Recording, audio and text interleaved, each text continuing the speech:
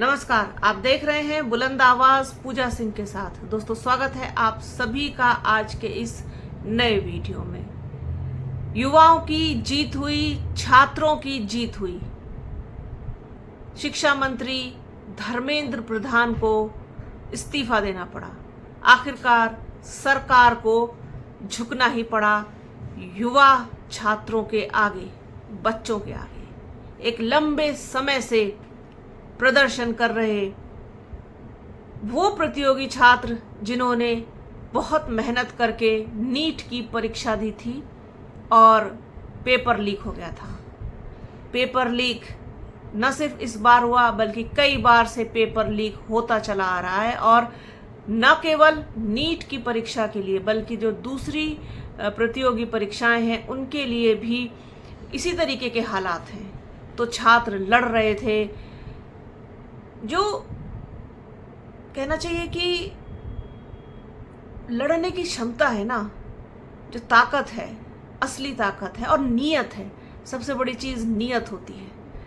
जो नियत है, जो ताकत है, वो वास्तव में युवाओं के पास है। युवा शक्ति एक बड़ी शक्ति है और हमारे देश में युवा कितनी बड़ी संख्या में है ये आप और हम सभी जानते हैं। जब वो अपनी पे आए वास्तव में, और मुझे खुशी है इस बात की कि उन्होंने अपने इस आंदोलन को मतलब टूटने नहीं दिया, बिखरने नहीं दिया और इसका राजनीतिकरण भी नहीं होने दिया। ये सबसे बड़ी खुशी और संतोष की बात है।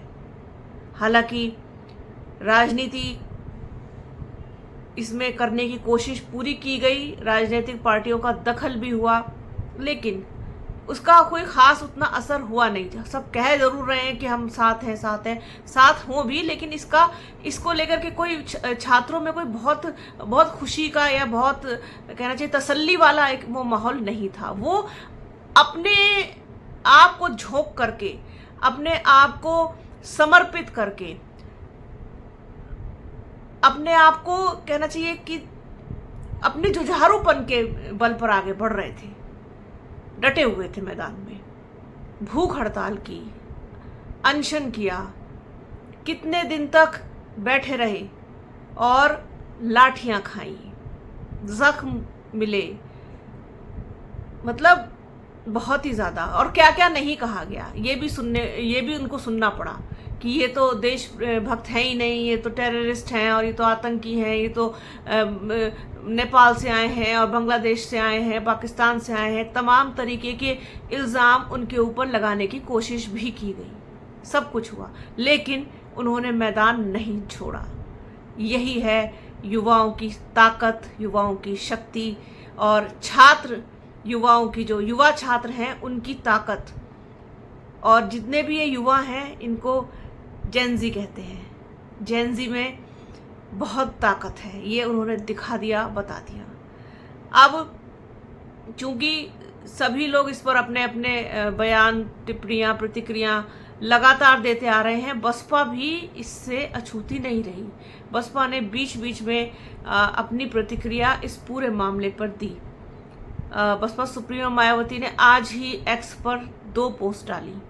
पहले तो ये अंदाज़ा नहीं था कि आज शिक्षा मंत्री धर्मेंद्र प्रधान का इस्तीफा हो जाएगा, लेकिन हो गया बाद में। तो वो पोस्ट काफ़ी पहले की, लेकिन बाद में जब इस्तीफा हो गया तब बसपा सुप्रीमो मायावती का भी पोस्ट आया है और उन्होंने जो मांग उठाई है वो भी बहुत ही गौर करने वाली है, ध्यान देने वाली है।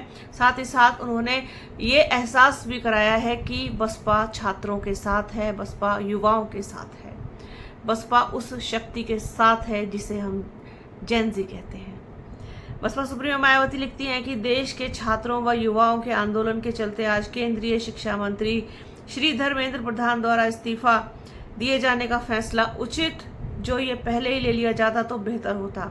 साथ ही हमारी पार्टी केंद्र सरकार से यह भी उपेक्षा करती है कि जिन पुलिसकर्मियों ने जंतर मंतर पर शांतिमय ढंग से प्रदर्शन कर रहे निहत्थे लड़के व लड़कियों पर बर्बरतापूर्वक लाठी, डंडों आदि से चोट पहुंचाई है, जिससे ये बड़ी संख्या में गंभीर रूप से घायल हुए, उन पर सख्त कार्रवाई की जानी चाहिए। और खास तौर से जिन पुरुष कर्मियों ने लड़कियों के साथ बेहुदा व शर्मनाक बदसलूकी की और बल प्रयोग किया, उनको चिन्हित करके उनके खिलाफ अनुशासनिक एवं क्रिमिनल केस चलाकर सख्त से सख्त कानूनी कार्रवाई की जानी चाहिए, जिससे कि भविष्य में इस तरह की घिनौनी हरकत करने की कोई हिम्मत न कर सके। इसके साथ साथ सरकार को आंदोलन कर रहे छात्रों व युवाओं के खिलाफ जो भी एफआईआर या कंप्लेंट दायर की गई है उन सभी को वापस लिया जाना चाहिए, जिससे इनको आगे चलकर थानों व कोर्ट कचहरी के चक्कर न काटने पड़े। इस वजह से उनका भविष्य भी खराब ना हो और फिर से देश में सौहार्दपूर्ण वातावरण बन सके। साथ ही मेरा सभी आंदोलनकारियों से यह भी कहना है कि वो इस मामले में किसी भी पार्टी को उनके इस संघर्ष का राजनीतिकरण न करने दें तथा अपने भविष्य को भी खराब ना होने दें। ये लिखा है बसपा सुप्रीमो मायावती ने। उन्होंने मतलब पूरी तरीके से छात्रों के साथ खड़े रहते हुए ये कहा है सरकार से कि भाई जितने भी लोगों जो छात्र हैं वो घायल हुए, क्योंकि पुलिस ने जिस बर्बरता के साथ लाठीचार्ज किया, उनके ऊपर चोट पहुंचाई, उन सभी को चिन्हित करके दोषियों को सख्त से सख्त सजा मिले। इसके साथ ही जिन बच्चों पर मुकदमा हो गया है, भाई जिन लोगों पर केस हुआ है, वो भी वापस लिया जाना चाहिए, जिससे कि वो थाना कोर्ट कचहरी के चक्कर से बच सकें। ये मतलब बहुत आज मुझे खुशी हो रही है इस बात की खुशी हो रही है कि सच मतलब थक सकता है बट पराजित नहीं हो सकता कभी भी नहीं। इस बात का मुझे आज मतलब पूरी तरीके से एहसास हो गया है। जो लोग इस बात को बहुत उससे लिख रहे थे कि कुछ नहीं होगा, कुछ नहीं हो सकता और कुछ फ़ायदा नहीं होगा। मैंने एक पोस्ट लिखी तो मैंने लिखा कि बड़ी मुश्किल से जागे हैं, बहुत गहरी नींद के बाद। तो सब कहने लगे कि भाई मतलब कई लोगों ने लिखा कि अभी कहाँ जागे हैं। मैंने कहा जितने जागे हैं फिलहाल उतना ही काफ़ी है, और जितने जागे हैं उसका असर देख लीजिए। और अगर कहीं सब जाग गए तो क्या होगा, आप इस बात का अंदाज़ा भी नहीं लगा सकते कि ये जनता है, जनता की ताकत है, जनता के पास पावर है, उसके पास वो शक्ति है कि वो जिसे चाहे उसे झुका सकती है। तो आप इसका प्रमाण आप देख लीजिए। आज वो नहीं झुके, वो नहीं हटे, वहीं डटे रहे, अपनी मांगों के साथ डटे रहे और आखिरकार उन्होंने सरकार को, पूरे सिस्टम को झुका ही दिया। तो ये बड़ी जीत है छात्रों की, ये बड़ी जीत है सत्य की, ये बड़ी जीत है इंसानियत की, ये बड़ी जीत है